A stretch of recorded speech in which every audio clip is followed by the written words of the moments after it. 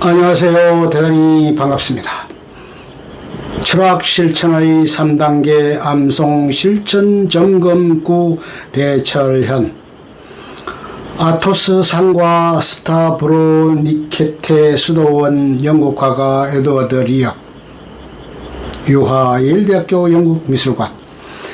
인간은 책을 통해 박식한 사람이 되지만 실현과 훈련을 통해 철학자가 된다. 실현은 그것을 경험하는 사람의 본성을 변모시키는 스승이다. 소아시아 밀레투스 출신의 탈레스는 그리스 전통의 최초 철학자다. 아리스토텔레스는 주변을 깊이 관찰하고 그 안에서 법칙을 찾아낸 최초의 과학자이자 철학자로 탈레스를 뽑았다. 인류가 이제 주변에서 일어나는 자연현상들을 우연이나 신의 활동이라고 생각하지 않고 그 안에 숨겨진 숫자로 여기고 그 추상을 알아내기 시작하였다. 탈레스라는 그리스 이름은 살로라는 동사에서 왔는데 만발하다, 싹이나다, 자라나다 라는 뜻이다. 인류가 이제 자신의 지성을 발견하여 싹을 틔우기 시작한 것이다. 탈레스는 복잡하고 다양한 만물이 하나에서 출발했으며 그 하나를 물이라고 추정하였다. 그는 다양한 단순에서 복숭한 단수에서 출발한다는 과학적 명제를 발견하였다. 고대 중건동의 창조신화는 모두 물이 상징하는 혼돈에서 출발하였다. 그는 또한 피라미드의 높이를 수학적으로 정확하게 측정하였다. 고대 이집트인들은 피라미드를 안정적으로 건축하기 위해 기하학을 발견하였지만 탈레스는 실제로 피라미드와 같은 건물을 지을 의도가 없으면서 심심하고 호기심이 발동되어 삼각형의 상수변의 비례를 탐구하였다. 그는 수학을 발명하였다. 탈레스로 시작되는 당시 철학자들은 별의 관찰과 그 운행 방식에 매료되었다.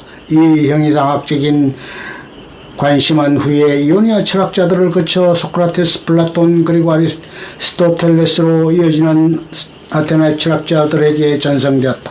탈레스는 피안의 세계를 탐구하여 철학을 시작했다면 기원전 4세기에 등장한 헬레니즘 철학자들, 스토아 철학자들, 에피쿠루스, 퀴론 등은 희로애락으로 가득한 차안의 세계에서 의미 있는 삶을 살아가는 삶의 철학을 시작하였다.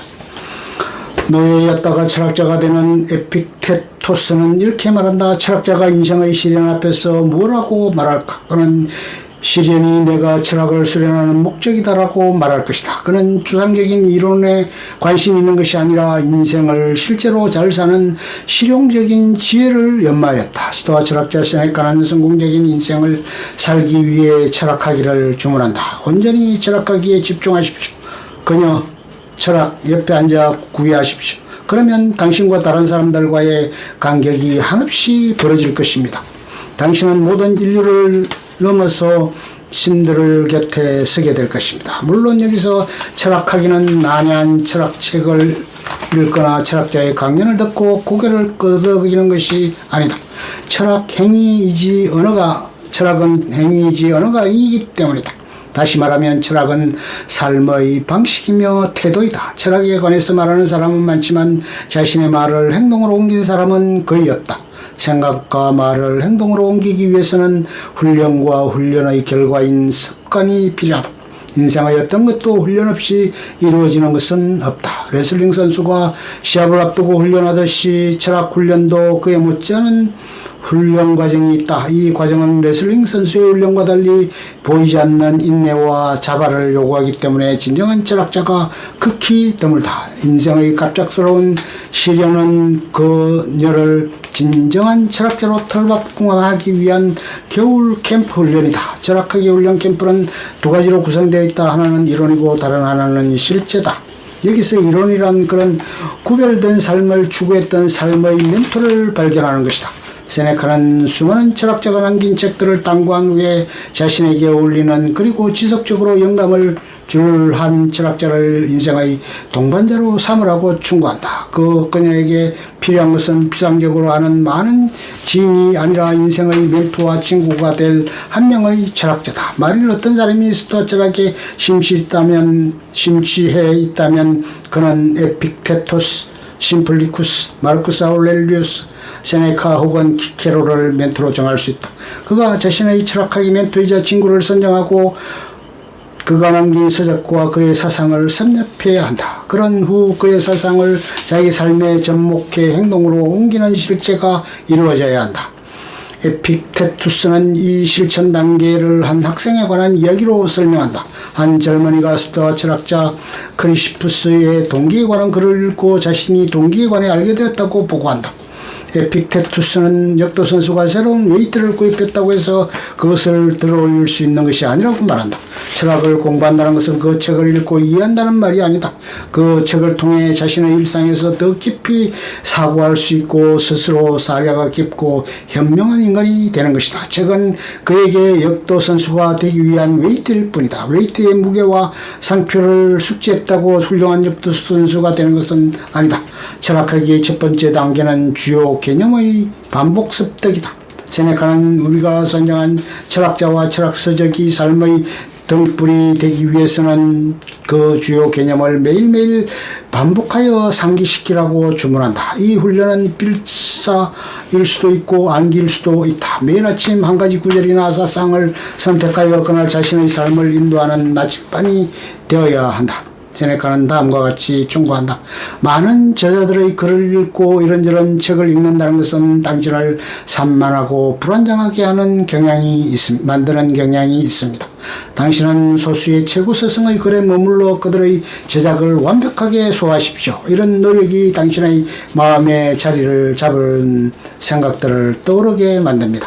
어디에나 있는 것은 아무 곳에도 없는 것입니다. 만일 내가 매일 아침 선정한 구절의 문장이 있다면 하루 종일 그것을 반복하고 암송하여 그 중요성을 숙고한다. 다이 시편 1절 1편 2절에 복이 있는 사람을 세네카와 마찬가지로 이렇게 말한다. 그녀는 복이 있는 자는 야훼의 토라에 기쁨이 있으며 밤낮으로 자신이 선정한 토라를 암송하는 자다. 황제의 마르쿠스 아울렐리우스의 주치 갈레는 주요 개념을 반복하여 암송하는 것이 철학훈련의 시작이라고 주장한다. 세네카도 이 반복은 작은 씨앗이 깊이 뿌리를 내릴 수 있도록 땅속 깊이 심는 행위라고 말한다. 겨자씨만 한 씨앗이라도 정성스럽게 옥도에 심는다면 적당한 시절이 되면 3m가 넘는 관목이 될 것이다. 첫 번째 자신이 아침에 선정한 개념의 반복이라면 두 번째는 그것을 낮에 실제로 하루의 삶에 적용하는 것이다. 감정적으로 강렬하게 행동으로 용감하게 실천하는 것이다. 내가 오늘 하는 일은 남들의 칭찬을 듣기 위해서나 체면을 살리기 위한 것이 아니다.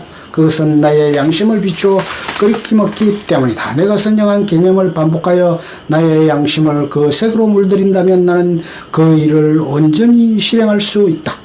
아울렐리우스는 인간의 영혼은 반복된 생각으로 물든다고 말한다. 마지막 세 번째 단계는 모든 일들이 그렇듯이 자신을 돌아보는 일이다. 잠자리에 들어가기 전에 자신이 나지한 행위를 점검하는 것이다. 자기 스스로가 법정의 변호사나 검사가 되어 잘 실행된 것은 칭찬하고 온전하게 실행하지 못한 것은 구제한다.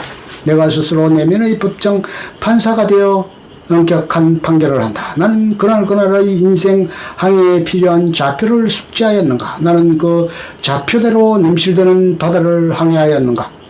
나는 하루를 마치면서 나의 항로를 점검하였는가?